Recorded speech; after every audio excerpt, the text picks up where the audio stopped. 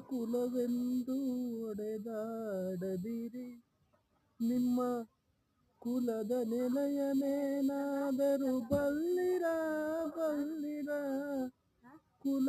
ಕುಲವೆಂದು ಒಡೆದಾಡದಿರಿ.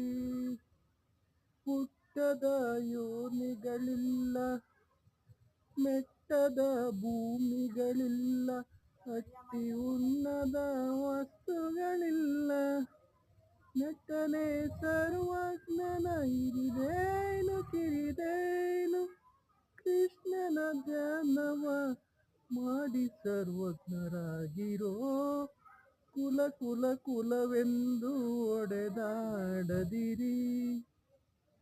Jai Shriram.